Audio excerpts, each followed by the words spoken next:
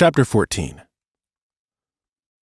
The Stonebreaker quest was a simple little puzzle-based adventure that started at the mouth of a cave and ended near a secret waterfall. We tied up Asta and Rufus, named after Marcus's first dog that befell a tragic end too early in life, and stood at the entrance examining the stone.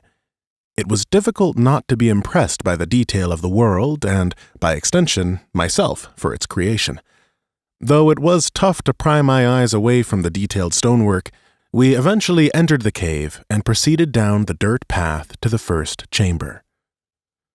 Mandrill's cave was one of hundreds I had added to the world, so it was difficult even for me to remember the details of it, but Silas tackled it with a familiarity that would have impressed even the most seasoned speedrunner. Within seconds of entering the cave, he had solved the stonework puzzle that seals the gateway to the ruins and entered.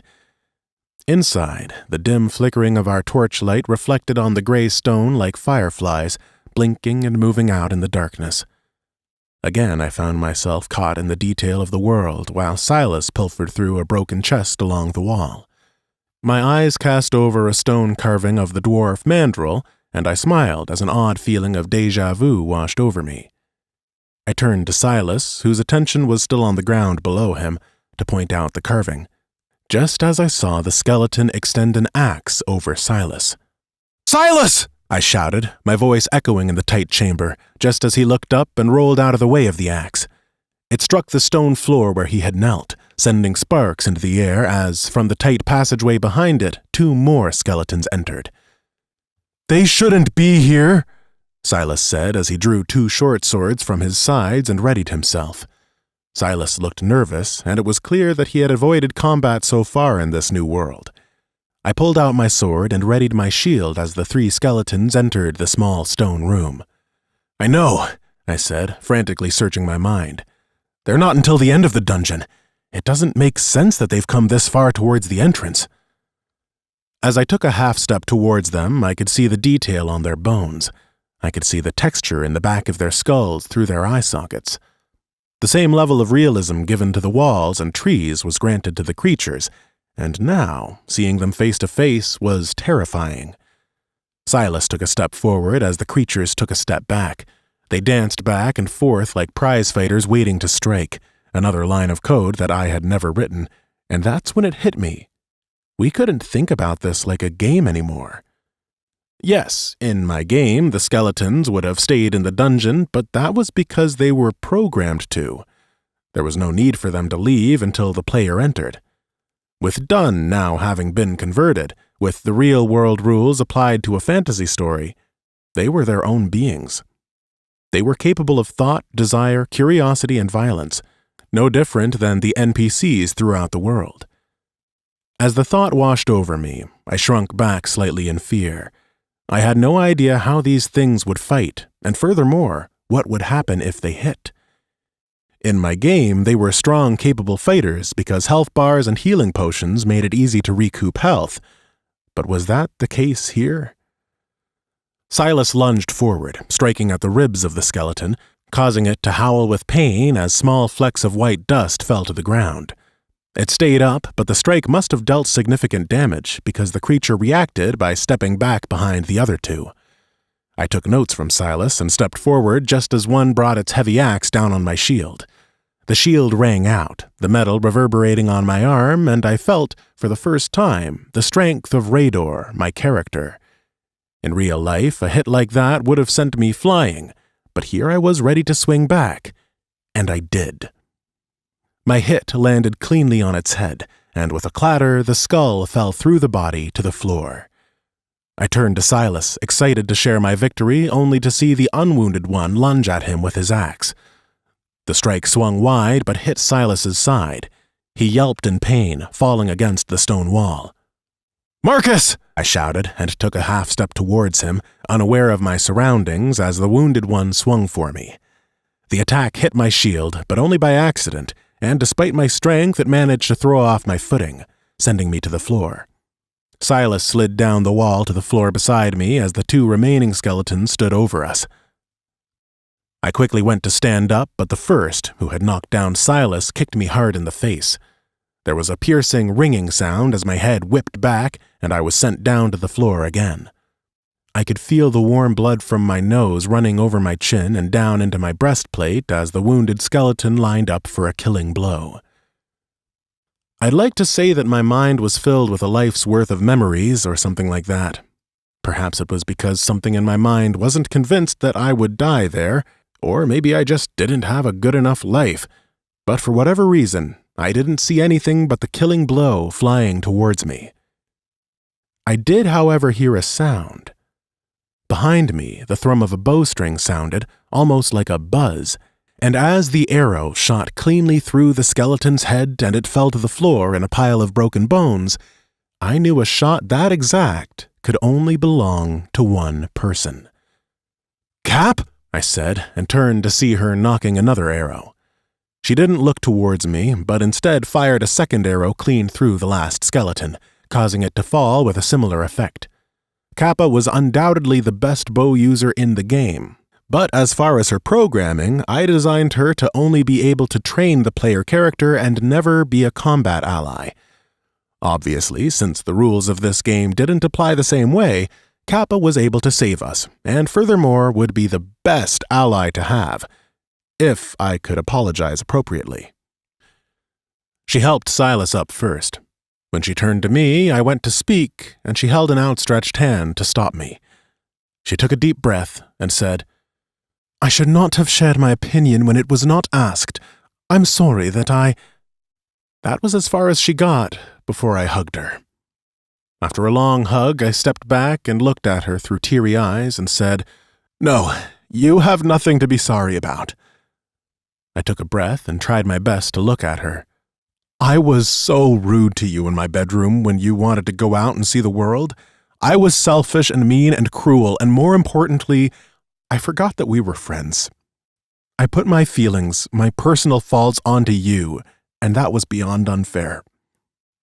I could see her tearing up as I spoke. "And Jessica, that was worse. I changed her without even considering what that would mean, and I wanted you to know I told her it wasn't right, and she left, and—" Kappa had heard enough, and she hugged me back in the dim light of the cavern.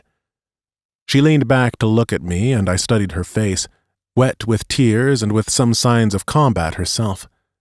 As we looked at each other, Silas, who had been checking the bodies, stood up between us with an outstretched hand that held gold directly between us. "They had 14 gold, he said flatly and ducked back down. Kappa and I both laughed, and I turned to survey the damage around us. "You saved us," I said without any hesitation. She nodded and smirked as she studied the floor by our feet, looking for anything of value. I sheathed my sword and shield and equally tried to help examine the floor. "Odd that they attacked you here," she said, and I explained the thoughts I'd had moments earlier to her. "That would mean that everything is open. The world is running even when you're not interacting with it," she added. I nodded in agreement. We shared a knowing look as Silas finished clearing the floor and stood. After a moment, he turned to Kappa, confused. "You look like Alex Vance from Half-Life," he said, and she nodded. "I like it." She smiled, touching her face absent-mindedly as she did. I looked between the two for a moment before noticing the blood on Silas's stomach. "You're hurt," I said, panicked, and kneeled down to him. He stood there as if to let me check him, but grimaced only slightly as I pulled his clothes up and revealed the wound. It was a deep purple bruise that had split. Blood leaked from the small cut and had begun to run down his short goblin leg. Suddenly, I felt very sick in the pit of my stomach as Kappa put her hand on my back. "He's okay," she said and turned to Silas. "You're okay, right?" Silas nodded, and, still with the look of concern, I lowered his shirt back down. We moved deeper into the cave, more aware of the realities of this new world.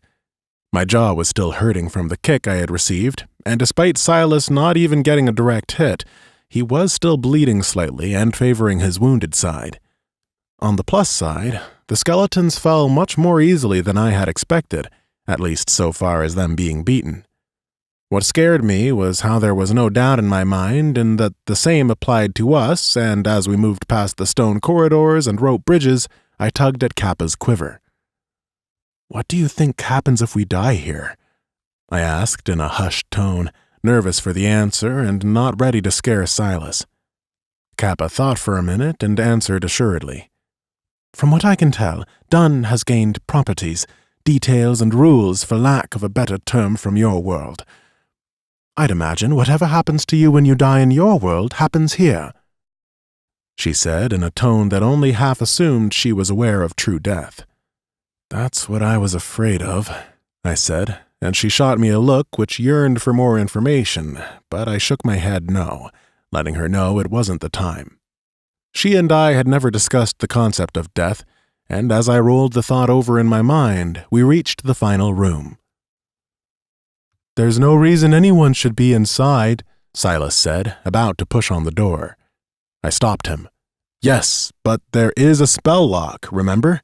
I said, studying the door and the seals that held it shut. "I'm not convinced the skeletons triggered it, and—" "It's only a freezing spell," Silas said. "It doesn't do any damage." I looked to Kappa, who had her back to us, watching the tunnels for movement, and spoke to Silas loud enough for her to hear. "I think we need to think of this game as a lot more serious than before, Silas." I tried to breach the words delicately. "Even the simplest spell may really, really hurt." As I said the last part, he touched his side almost instinctively, and after a moment of thinking, he said, "Hardcore mode?" "Yes." I couldn't help but smile. "But let's aim for a no-damage run entirely," I said as I turned the spider insignia to the left, causing the thrum of the door to cease, signifying the spell being disabled. I turned to Kappa. "Objects are still how I wrote them," I said with relief. "This door didn't trigger because the PCs hadn't reached it yet, meaning that line of code is still as it was." Kappa stepped forward and entered the room first, looking around at the large stone columns that lined either side of the vast throne room. "So, NPCs are a mind of their own, but—" Her words drifted off as she studied the ceiling as I finished her thought. "Traps, rewards, spells, locks, all still the same they were written. No player character passed through that door, and so the code didn't activate the spell. NPCs didn't validate the criteria." It was funny to see her marvel at the world around her. In a way, she was the newest here. Both Silas and I had seen this world 1,000 times, maybe not in this way, but the real world and the way it looks is all we've ever known. To Kappa, however, the world she knew suddenly got a hell of a lot more detail. "Is that a good thing or a bad thing?" she asked, snapping her attention to me as I strolled into the room, the smile still on my face. "Both?" I said, shrugging. "What?" she said, smiling back now. "What do you mean, what?" "You're smiling," she said, as if she wasn't in on the joke. "So are you." She made a face of faux offense, sad that the joke wasn't shared between the two of us, and in the moment I spoke without thinking. "It's just cute to see you marveling at all this." I saw her face react a bit before I realized what I had said. I called my best friend cute, my best friend of the past year, the middle-aged male NPC I had created. She must have seen my face react because she turned around on a dime and began to walk away. I shook my head and walked forward to the chest on a small set of stairs behind the throne. Silas had already reached it. He threw open the chest and began collecting what was inside. At the bottom, he paused and almost delicately removed the Staff of Antioch, which looked really cool in real life. A gnarled wooden branch emblazoned with frost-colored roots and a glowing blue gem on top. He went to hand it to me, but I told him to keep it before we headed towards the exit.